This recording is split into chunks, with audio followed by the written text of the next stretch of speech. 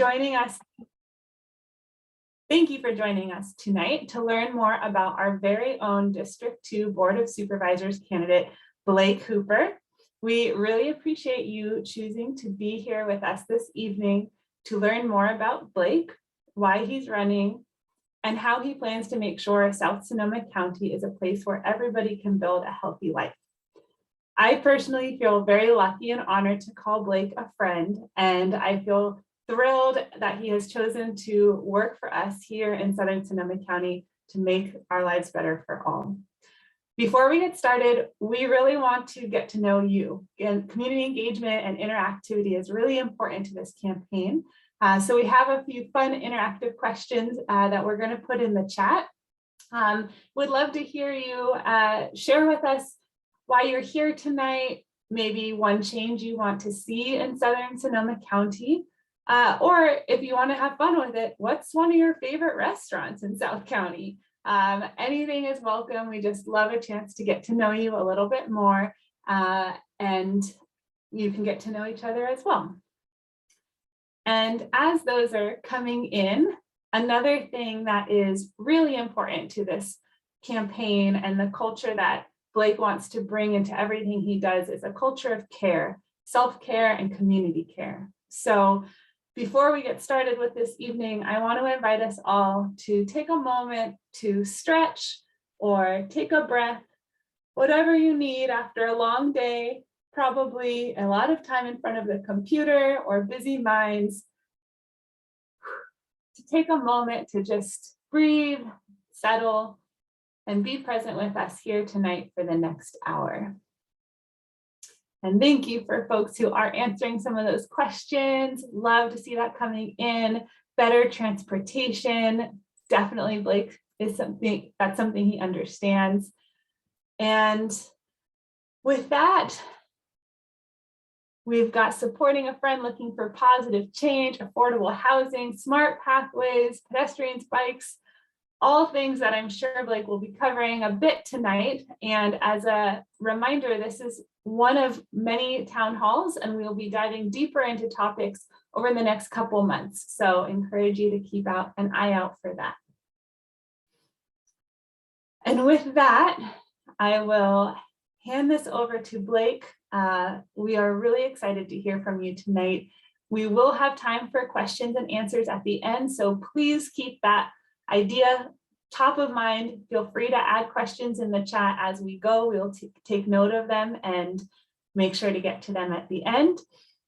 But for now, we'll hand it over to you, Blake. Can you tell us, why are you running for District 2 Supervisor? Well, first of all, I just want to say thank you so much, Carrie, for introducing all of us here today and putting in so much to get this event going. And thank you everybody who's here attending tonight. I know that given the pandemic, we're all a bit zoomed out, and I really appreciate any time anyone's willing to donate when it comes to another Zoom meeting in the evening. The reason I'm running for supervisor, the reason I've asked for all of your support and that I'm reaching out to you tonight is because in Sonoma County, it's incredibly difficult, and especially in South County, to really build a life here. Right now, if you want to rent, buy a home, raise a family, retire, age in place, or just work in proximity to where you live, it is nearly impossible to try and achieve that without a great deal of assistance, either from parents who are already established here or having a career that happens to pay a great deal. South County, and I know some folks here may be newer to the area, others may have families who've been here for generations. But one thing I'd just like to say that I've always loved about Sonoma County is that it's really a place that's thrived on reinvention. You know, when things really kicked off here in the old days, it was all about riverboats and supplies to San Francisco. At one point, it was rural dairy. It still is a fair bit of dairy. There were the dirt farmers had great control, and it was grain out here. And then we, of course, have had, you know, egg production and kind of an agricultural history the whole way through in this part of the county. But as time has gone on, it's really grown into a mixed rural, mixed urban community that's changed over time. You have the people who remember the history here, but then you get each new generation that comes in, each new group that adds to it and creates something almost altogether new. And it's something really special about this part of the county. And right now, one of the biggest problems we have is that we have not planned ahead. When it comes to being able to live here, when it comes to being able to afford housing here, to get around the county, to be able to live and build a life here, we have been largely watching crisis happen over and over and over again. And for a lot of folks, I would imagine you would be sitting here going, okay, that's great, but what's the county going to do about it? I don't even know what my supervisor does. But that's part of the problem. My background, just for those of you who might be joining us who really haven't been able to check out the campaign or really don't know anything about me, my background has been almost entirely in public service. I grew up here. My family moved here since I was essentially 4 years old. Lived in Petaluma, went to school in Cotati, Rohnert Park, Petaluma, and then I went to college and I came back. And I focused entirely on public service pretty much from the moment I got out of college up till now. I worked for Sonoma County Conservation Action. I worked for where I first met Carrie.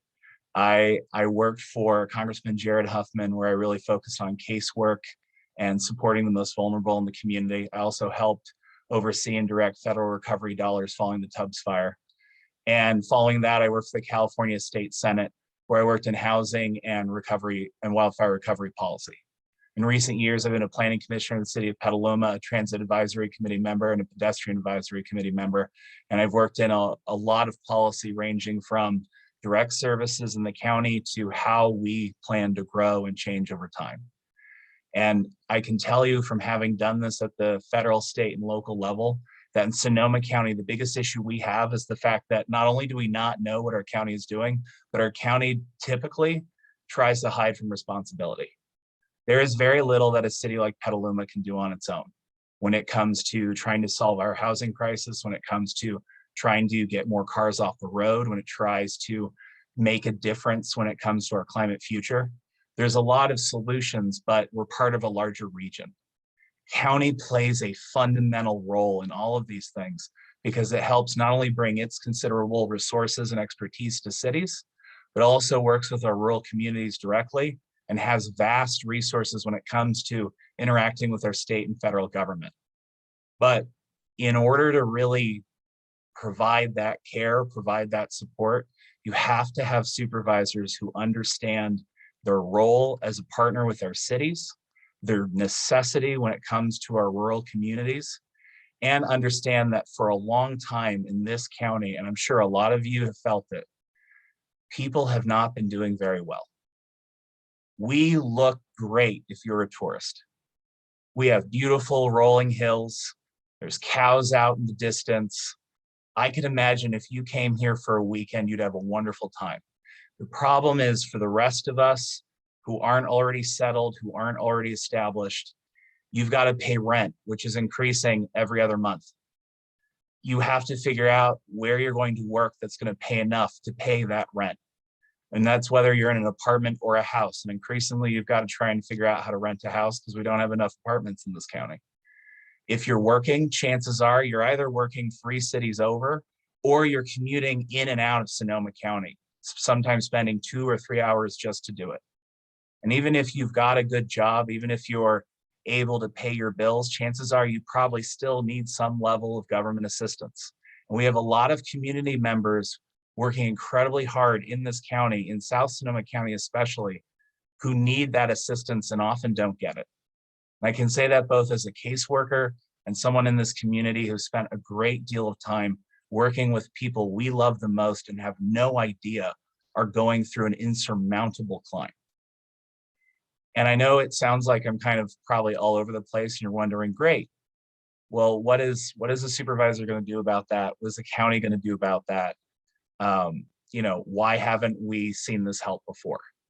Well, the reality is when it comes to so many of these issues, even when they're state and federal, they all route through the county. And your supervisor needs to not only be a partner with cities, but needs to be engaged with the public proactively and needs to be working to help secure long-term visions for these problems. Because in reality, when it comes to housing, when it comes to transportation, when it comes to climate change, if we are going to make a serious dent, we have to look towards the future, and we can no longer be looking behind us. And I'm seeing a number of questions coming into the chat. So took a pause for a second. But the reality is, if we're going to get through this together, if we're going to be able to really make sure that we have a county that doesn't become second homes for the wealthy, doesn't become someplace where an increasingly smaller portion of the population are just retiring before the land goes to someone else.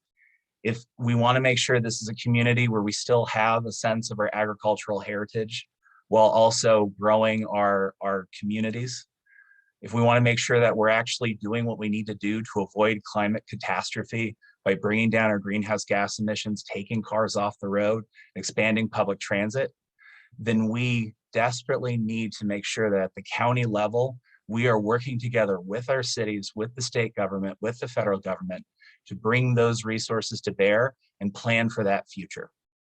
And I know we're gonna have some more questions that dive into this, but this is really just the core of the vision that I want to bring for our county, and I want to bring for South County.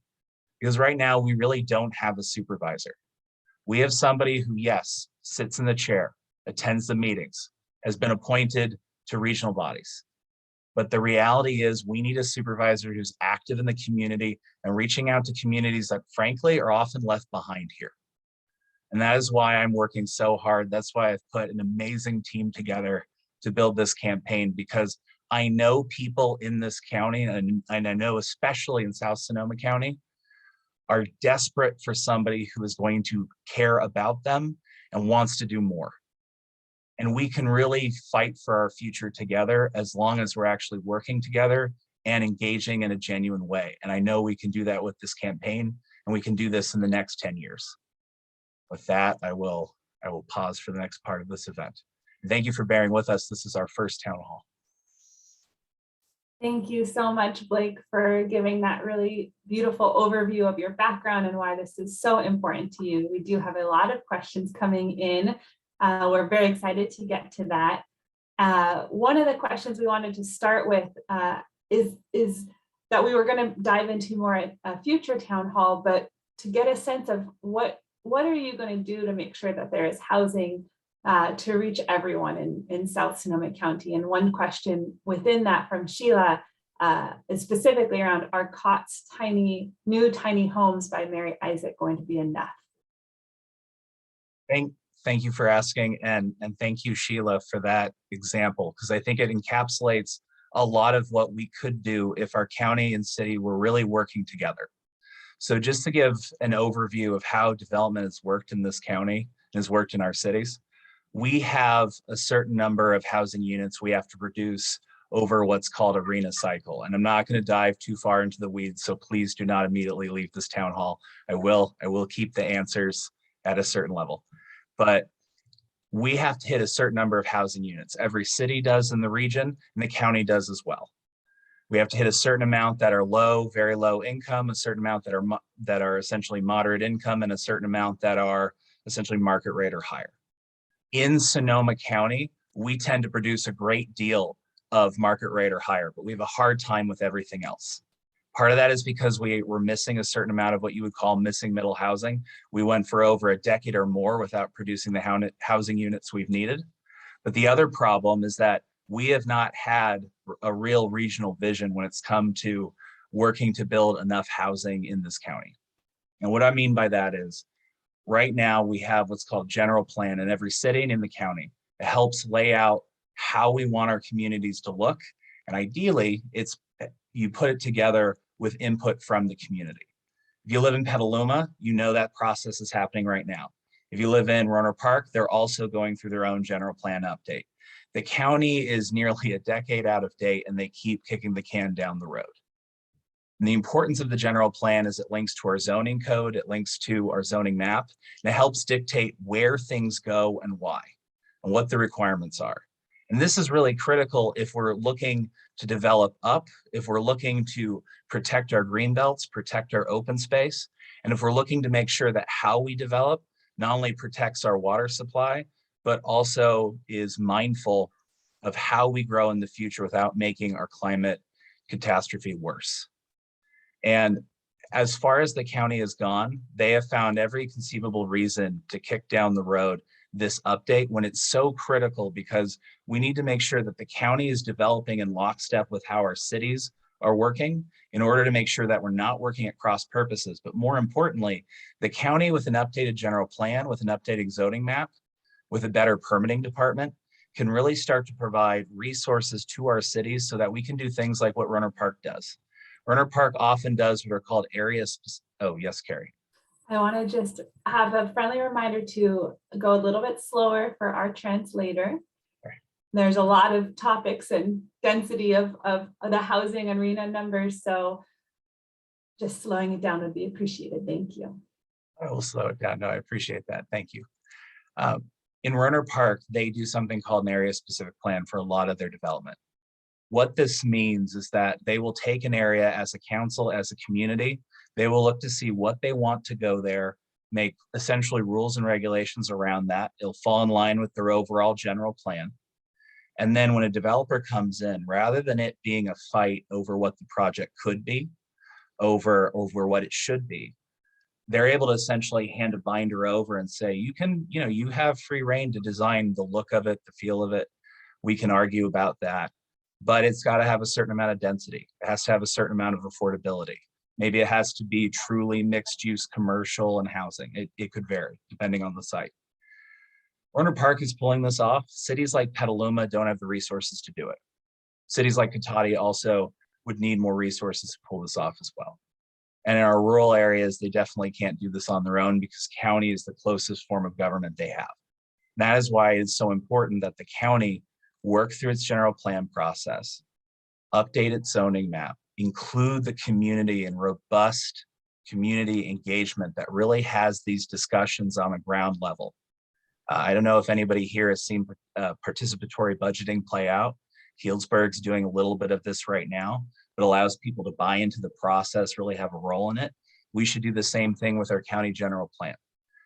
This is important because once we've done that, and we can then start to assist our cities in this process of using area specific plans and technical resources to be able to help develop up and develop needed infill. We can also work with them to make sure that we are providing most of our housing density along transit corridors and along Highway 101, rather than trying to sprawl out, because it's the last thing we need. And we can work with the state with projects like Project Home Key, which have been used to great effect elsewhere, not as much in areas like Petaluma, to really start to buy up old commercial sites that are no longer useful for the original purpose and start to build needed housing right in the middle of our urban core. And if we're able to weave in enough public transit, especially through the bus or a train or our pedestrian bicycle pathways, we can then open up to a whole new layer of funding that can help us develop the kind of community we want. But it's so critical if we're going to get the housing we need that we have that public engagement on the front end. The other thing that comes with this is that we need to make sure that at the county level, we do a full climate mitigation plan, much like the way Petaluma has gone about it, much like the way Runner Park has as well. And it'll be important that they work in concert, because even though we might be developing more densely and developing up, we still have to be mindful of the kind of materials we use, the ways in which our development flows together to ensure that we're doing everything we can to bring down our greenhouse gas emissions at the same time. This is a 5 to 8 year process. I'm not going to lie to any of you. It's not an immediate solution to housing. I would love to come to you today and say that there is a golden ticket that will just unlock housing for us overnight. Most people in my generation desperately need it. Most retirees desperately need it. But the reality is we have put off the basic work of government at the county level for so long that this work has to be done now, so that after we get through this process, instead of every project taking 5, 6, 7, 8 years, we're now all working together. Our planning departments are working together. Our zoning is working together, and it makes sense. There's no more contradictory code. At the county level, we have hilariously out of date and contradictory code. If we're working together, if we have a vision that we've agreed to and that we're frankly have to fight together to get to, we can really start to see a rapid development window where we're not losing that sense of character that I know people love about places like Petaluma or Katati, where you want to make sure that you don't feel like you're suddenly a large urban city. Well, the way to do that is to make sure we're developing out along our transit corridors. The way to do that is to make sure that everybody has had their say in this process so that we can build a shared vision. Because if we don't do this, if we kick the can down the road any longer like we have, what will inevitably happen is things will get so expensive here that you'll do a little bit like what Petaluma did, I want to say 30 or 40 years ago, when you had the rapid expansion on one side of the freeway, in part because we went a little too far in conservation and not enough to understand the population we had that was growing. I don't want to see that happen countywide. I want to see us learn from the innovative development practices that have really come forward in the face of climate change, and really see us apply that at a county level, including the work that our cities are doing, so that instead of it being counties siloed from our cities and everybody doing their own thing, we're really taking advantage of each other's perspective and leadership and helping people move forward together as a county. Because we can really get the housing we need in the long term, but it's going to require this work to bring all of us together and to really do the work to understand where we want to go as a community. Thank you very much, Blake. What always gives me so much confidence in your leadership is the depth and thoughtfulness and detail of the plans you hold, paired with long-term reality, deep systemic change, and immediate relief. And I appreciate that you can hold both of those at once. We have another question around businesses, and I appreciate the slowness in the speaking for our lovely translator. Would love to hear, how will you support small businesses and economic development in South Sonoma County? Thank you. I think during the pandemic, we really saw the limits of care that are available right now on a local level when things aren't working as we expect. We can't expect that we'll have a global pandemic to really create state and federal dollars when something local might happen that creates problems for our economic development. So we need to make sure we're prepared for, the eventuality of wildfires, for floods, for smoke days, for the things that we know happen here on a fairly frequent basis, but might not come with the federal state funding we expect. That's why we need to work with our economic development department to really have the micro grants we need to help businesses that might need to recover or might need to be able to keep their employees paid during a crisis like the pandemic, but something on a smaller scale.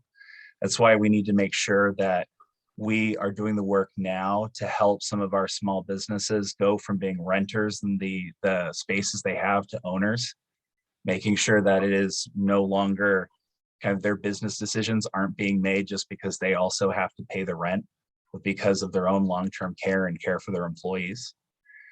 But another thing I wanted to bring up outside of how we respond to businesses, and of course, respond to businesses when we're in the middle of a disaster, which of course also requires a fair bit of working together with our cities. The other thing I want to bring up is how we really go after the kind of industries that will support the jobs we need here. I say that because we're a tourist destination in a lot of ways. A lot of our money is made from people who make a fraction of the income they need, just overall as a county. And it is one thing to be proud of the money that is generated here, but when you consider how few people here live comfortably, how few of them are able to work here and live here, it's really problematic. And it's problematic for our climate as well, and it's problematic for our long-term equity goals too. And so when we're looking at job creation, other counties, their supervisors, their elected officials, they will proactively look for those industries that they know match their goals. With climate change being the way it is, we can't expect that the same wine industry or agricultural industries that thrive now will thrive in the same way in the future, which means we're going to have to diversify as an economy here. I want to make sure that we're able to support small businesses and new ideas because of the job creation that can come with them, and especially those small businesses that can really afford to pay their employees a living wage. And that's why I want to make sure that when we're looking at economic development as a county, instead of doing what we've typically done, which is just touting some of these larger operations that require a great deal of extractive resources, I want to make sure we're looking at providing those grants and fundings to allow us to have more startups, more medium scale manufacturing, and more industries that are really more small businesses that can help build community here and keep people employed and keep people feeling like their work is valuable. This isn't to say I don't want to see people have restaurants or anything else. I think that's really critical here too. And it's wonderful in Petaluma, it's wonderful in other cities here. I'm grateful for all of those businesses. But I think long-term economically, we have to diversify away from just being service sector for tourists. And there's a lot we can do to bring those industries here or to help foster them here. There's another issue we've had when it's come to small businesses and kind of growing industries in this county. They don't really have any place to go, so they'll move away. Petaluma is a prime example of that. They have incubator spaces where we'll get some really interesting and creative tech businesses that'll grow. And then they won't have any place to go, and they won't have the resources or the support. So they'll go to another city or they'll go to another county. We should do the work to help make sure that those jobs can thrive here. And most importantly, by doing that, we can ensure that our economy is more resilient when we have economic downturn, when we have wildfires, when we have other issues, where we don't have people having to travel 2 or 3 counties outside of Sonoma County or outside of Petaluma or outside of Rohnert Park. And the other big thing really goes back to public transportation, how we get around in this county. The SMART train has really not gone far enough. We have people who commute from Cloverdale to Petaluma, just like we have people who commute from Petaluma to San Rafael and San Francisco. There are so many businesses here that are desperate for that train to not only extend all the way to Cloverdale, but also have the rates and fares and time schedule that would make sense for an operation like that. I want to not only see that the train extends to what it was originally promised to be, but that we have our public infrastructure, both in terms of our city buses and also our county buses, properly connected so that SMART really becomes a spine for mass transit in this county. And to look at how we can provide, smaller shuttles and other services so that we're taking cars off the road and helping large commute centers more easily get to their destinations. And in terms of, I kind of want to pair back to a question from before because I remembered brought up tiny homes, specifically the most recent project of the county. I know this is an economic development, but I just wanted to go here real quick. That project is a prime example of something the county and the city should be doing out of hand. City of Petaluma and COTS worked very hard to get a tiny home pilot project off the ground. The reality is in Petaluma, we don't have enough transitional housing. Almost no city in Sonoma County has enough transitional housing. Tiny home villages like this provide an opportunity for that because it allows you to get people housed where you can have wraparound services and eventually get them into long-term housing. But it took an arm and a leg just to get the county to inject the amount of money it did. And it should never have been like that. These kind of partnerships should be things we're doing out of hand because the more partnerships you have, the smaller the local amount of funds being spent. Because now you can go after state and federal grants and your local match shrinks with every other added partnership. And that's why it is so critical that when it comes to housing, when it comes to homeless services, when it comes to kind of our long-term needs here, we start to engage in those partnerships more regularly. And the county, not just because of its own budget, but because of its relationships with the state and federal government, is really the tool to do that. Thank you.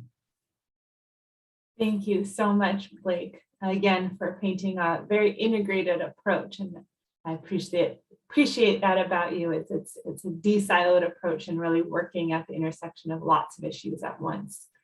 There's a question kind of building off. You've talked a little bit about some of transportation, but around SMART, and a question from the audience. What would you do to make SMART's finances and contracts, make sure SMART's finances and contracts are transparent to the supervisors and the public? What will you do to make sure SMART succeeds and Petaluma gets an east side station? Thank you. I love this question. SMART, put this another way, as SMART was originally intended. First of all, it was meant to go all the way out to Cloverdale and all the way down essentially to San Rafael to the ferry terminal. It was intended to be a form of mass transit here. It was intended to be a commuter train, not just a tourism train. And it was intended to help us start to pull cars off the road, because even though we just expanded a third lane on Highway 101, please everyone here remember, we had to tax ourselves to do it. It took over 20 years and probably 4 or 5 different supervisors in between. We're never getting a 4th lane. And every traffic engineer will tell you, you add another lane, cars show up to fill it. And now following the pandemic, Sonoma County is one of the only counties in the Bay Area to have more traffic after lockdown than before. And the reason why is we had even more people move here, assuming remote work would be everything they had to do, only to discover they've moved to a part of California that doesn't have a BART terminal and has really poor communication when it comes to its road connections. Now, I realize I've gotten away from the question in that regard, but I bring that up to say that making SMART work is not just critical economically, it's critical for our long-term climate goals, and it's critical really for growth in the region if we want growth to not inevitably lead out into sprawl. So when it comes to being more transparent, this has been interesting to watch. The reality is SMART staff and the director is really required to report honestly to the board. When it came to some of their more recent decisions, especially with regard to their freight decision, they were the supervisors on that board and the various SMART directors, they were working off different reports that were shown to be contradictory, and they still made a decision. And to me, that is an insane way to govern. The reality is the directors on the SMART board have to make sure that the information they're getting is clear and that they're not looking at contradictory finances. Making it transparent is frankly fairly easy. SMART should operate the way any other government entity is required to operate, meaning most of its major publicating documents should be online. Most of the meeting materials that are provided to the directors should be provided to the public. Heck, even the meetings themselves, whether or not they're on SMART whether or not they're on Zoom shouldn't make a difference. They should also be very easy to access if and when people go back to in-person meetings in that regard. And when it comes to moving beyond the transparency of just knowing that the directors know exactly what the staff are telling them and know exactly what the financial picture looks like, they need to do a deep dive to start providing the financial records going back quite a bit. Because right now, if you go on the SMART's website, there's very little in terms of information you can pull out. So unless you've been following these meetings month after month after month, like some of us, you'll find you're running into a roadblock to really try and learn how finances are governed by SMART. And I think that's critical because we need to expand it as a system. And the only way the public are going to trust any of us to do that is if they know they can access this information. Now, in terms of making SMART more successful, in terms of making sure that it can grow as needed, this is going to sound a little counterintuitive, but SMART needs to run a deficit. I say that because most major capital transit projects, most major rail historically, when you look at how other lines have been developed in California or other coastal areas, you expand out farther than you can afford. You run rates cheaper than you need, and you run them at times that are more frequent than you necessarily could handle in the moment to build trust, interest, and investment from the public. You do that, you build interest, you get people to turn the train into their regular transit mode, make it habit, then you start to see that deficit filled back in. This is a very standard principle. Now, there are some complications with how SMART's financed that make that a little harder.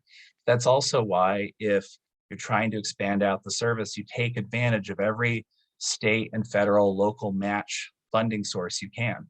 SMART had the opportunity to do this, to go to Cloverdale not too recently. They would have needed to go on something called a 5-year project list for the region. I won't go into too much detail, but The reason I bring this up is the current supervisor who is on the boards needed to make sure it went on that list fought against it. Now, as there's been more transit dollars, other counties and other transit lines in the state have gotten their services on that list, and we still don't have SMART on that list, which means it won't be getting those state and federal dollars. These are ways we can really expand and make SMART successful, but we need a supervisor in a county that really understands public transit and its value. Thank you so much, Blake, for going around. We have a question that has come in Spanish. We are going to stop our interpretation services for a moment. Vamos a quitar nuestra interpretación por el momento. So our question, I will read it in Spanish, and Javier, if you can translate it to English for everybody, that would be fantastic. And then we will turn the interpretation back on, and Blake, you can answer. So, ¿qué planes tienes para las familias latinas que viven 3 generaciones en una casa sola? What plans do you have for Latin families that have 3 generations living in a single home? Thank you very much. So we're going to turn the interpretation back on. Si necesitas interpretación, hay un botón abajo. And we will let you go ahead and answer the question, and we'll make sure that we're good on the Spanish channel. Thank you. I'm grateful for that question because as we've been canvassing, we have run into this quite frequently. A lot of families that are frankly packed together in housing because everybody there is working, but nobody can afford to really find housing outside of that one location. The housing answer I gave earlier for how we would develop in Sonoma County, and mind you, is trying to keep in mind that we can do this without going into sprawl, without destroying the things that we really cherish locally. That is a long-term answer. That's 5 to 8 years to get a plan, and that's another few years to get everything in motion, really to build up to a point where as projects come up, if they meet the standards we've set, they get going. But that doesn't help people now, and that doesn't help people that are, multiple families, multiple generations of families living together. I've really been impressed with some of the work that groups in Healdsburg have been doing, in part because I think there is a short to medium term solution or several short to medium term solutions we're really going to have to focus on to make sure we don't lose the communities we have now while we're trying to make up for frankly, the planning deficit that we're feeling. And so a lot of that has to do with not only engaging those community members directly, bringing them in to find out where are they struggling, especially when it comes to things like financial support, when it comes to family support, family resource centers, when it comes to medical support, and it's kind of a litany of issues that this county is really not set up to provide if you don't make a certain amount of money here, especially when it comes to food insecurity. We need to not only centralize to make that easier for folks to get the support they need to hang on, but then we also need to start looking at the regulations we apply for new development that we get. This is why it's so critical that we have things like inclusionary housing. This is why it's so critical that when we start to look at the developments we approve in the short term, we're looking for projects that will naturally lend themselves to more affordable outcomes. It's why we do need more duplexes and quadplexes. It's why we do need to start looking at regulations that allow for priorities for people who already live here. And that's why as a county, and this is something that would take a bit of time, but this is why as a county, we need to also look at the housing market that exists and how we can pull some units and some land off the private market to really start to create subsidized units for families like this that are so important to our community, that are core in our community, but are never going to afford market rate units. And we're not going to make market units fast enough, so we have to find ways to really help them hang on and stay here. And this is why it's also going to be important that we reduce or have regulations around short-term vacation rentals. We just went through a pandemic, and I know it's really easy to think, well, I mean, we don't have a lot of them right now. Well, we're still going through a pandemic, but people are acting like it's over, which means we're going to start to see skyrocketed use again. And the county doesn't have a countywide ordinance. That takes so many units out of stock, so many potential rental units out of the population, because we're not regulating that effectively. We're gonna have to work at really expanding out ADUs. And another thing in the county, especially at the county level, we have to overhaul our permitting department. And I know that sounds like an incredibly dry answer to this question, but I bring this up because right now you have people following the rules, building accessory dwelling units, building out small apartments that actually fit the standards that even the county right now would require. They would pay tens of thousands of dollars to try and get those units permitted correctly, which makes them that much less likely to put them out in the open market, that much less likely to be able to get families that need them to be able to use them. And I realized somebody asked a question about ADUs, and I believe I owe $5 to the acronym jar that my campaign set up a while ago. I'm talking about accessory dwelling units. And these are smaller units that you can put in a backyard or put as an attachment. More often than not, you see them over detached garages on a property. This doesn't solve the problem overnight, but when it comes to housing in the short term, we are going to have to look at multiple ways to create density where we've not had density before. And this is also where things like Project Home Key are so important. These are state programs that we're really not using to effect out here that allow us to buy sites that with some changes can really be fresh housing sites that then local governments can set cost limits on. And that in turn can help make sure that we start to get people out of the dense housing conditions they're in. And there are a lot of opportunities here, but I think critical to this is really starting to create the centralized services we need at the county, be talking with these families, building trust, and making sure we have the resources they need to deal with every other aspect of their life, and to then allow them to slowly start getting out of the dense housing conditions they're in. Because usually when you're dealing with that, you're also dealing with a myriad of other costs, a myriad of other struggles that are not being addressed here. So that was a little all over the place, but I thank you for your patience.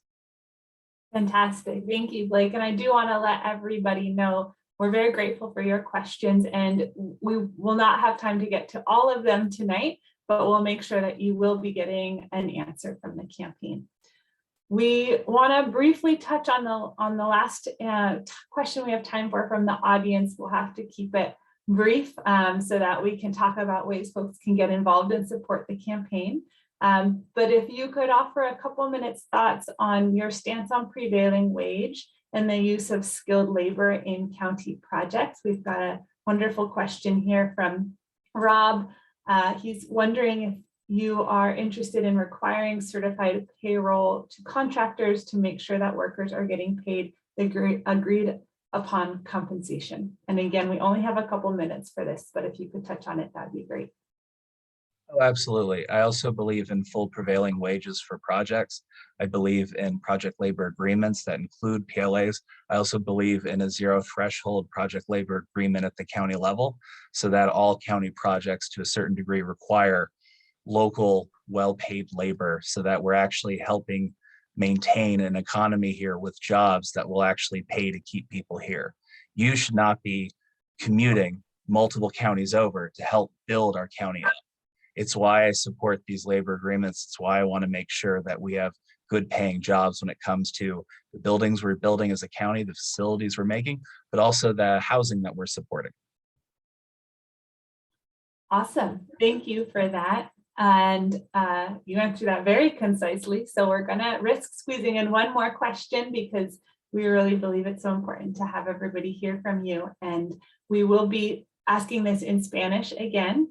So if we can pause the interpretation, we have a question that has come in from Humberto. Thank you for your question. ¿Cómo ayudarás a las familias que dependen de un solo rate para que puedan llegar a los lugares como los parques públicos? Kerry, could you repeat the question? Sorry. I just chatted it to you as well. If that's Okay, let me. Okay. How would you help families that depend it's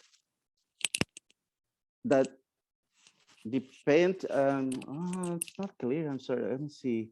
Can I hear Humberto actually asking? Yes, definitely. Umberto, Okay. I'm going to allow you to talk one moment. Just Got have it. to find you on our list. Did you get it? Okay. I want to make sure that I All right. understand it correctly. You can ask your question live if you would like. You just have to unmute yourself. You might need to say that in Spanish. Javier, Yes. por favor.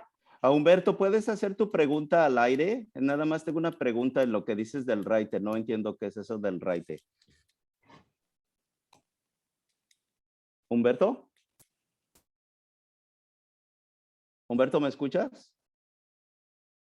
Might be muted. If not, we can follow up. There is just one clarification that I need. Well, I'm going to translate it. I hope I'm translating this correctly, okay? Because I just need a clarification.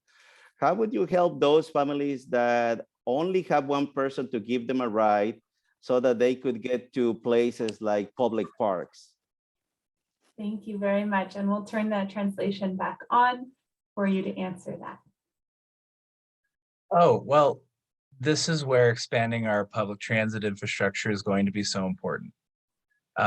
Right now, in a lot of the county, in a lot of South Sonoma County, there are transit hubs, there's robust networks, but they're only in certain areas. Whole neighborhoods are often left out, and the further you get to the outskirts of a city or in a rural area, the less likely it is for basic bus transit to be active. So if we're really going to start to have better access, this is where it will be critical to make sure that the county is assisting our cities to help expand out their local public infrastructure, to expand out their bus networks. There are more grants to do this because there's a big push right now for environmentally friendly projects coming out of state and federal government. There's also a big push for transit dollars in that regard. Another thing that'll be important too is really investing more in vans and shuttles. This is something that's become much more popular nationwide. It helps to supplement out those routes that might not sustain a full bus route. And outside of this, especially for rural communities, this is where designating like rural neighborhoods will also be very important on a planning level, because it'll make it easier to then run out bus lines that might not have ever existed before. And finally, when it comes to just accessing things like parks, like recreation, like schools, this is where keeping a mindset of where our families are living in relationship to those amenities are, and adding that into our planning is so important, because then if it's in our long-term planning, it's easier for us to start to slowly but surely add out that public infrastructure so that people aren't having to walk for miles, bike for miles, or hope that they have a parent who can give them a ride. I know this is a pretty frequent problem all over South County, so I'm really grateful for the question. Thank you very much, Blake. So you have a lot of supporters in this room, and everybody is clamoring to ask, how can people support your campaign? Well, we desperately need and would be grateful for more volunteers. We're looking for folks who can help sign up to canvass. We're canvassing every Saturday and Sunday from here pretty much to the end of the campaign. We're also trying to hold more and more house parties. So if you're interested in having kind of small gatherings of your neighbors, or it makes it easier for us to get to know them in a short setting. We're also certainly looking for more donations. We are aggressively raising funds, as even though we raised more than our opponent in the last 6 months, he still frankly started the race with a lot more money. And while we're not looking to run a campaign that needs his level of money, we've got a very community focused, very ground focused campaign. We do need to raise enough so we can do what we've planned to do to match. And then we're also looking for more community endorsements, really to show the public support for our campaign. And we are about to get lawn signs. And I know some folks love signs, some folks don't, but they are a great way to show community support, especially because my opponent, he loves signs. So it's a great way to show a parity. And whether that's your own lawn or you know of other businesses or other areas that'll take a larger sign, this would all be great. And you can go online to blakehooper.com to sign up to volunteer and to provide a lot of this information. And we're also going to have a fair bit of text banking spinning up soon, as well as postcarding and phone banking. So if those are other opportunities you're looking for, maybe you can't walk or you're still a little worried, those are other great ways we're going to be reaching out to the public. And then finally, I did want to say we're also going to have our kickoff in Cada, which is going to be coming up March 9th.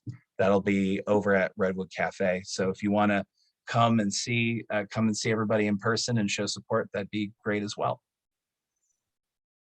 Fantastic. Thank you so much, Blake. And I know we've got a lot of links in the chat, everybody, to actions you just offered.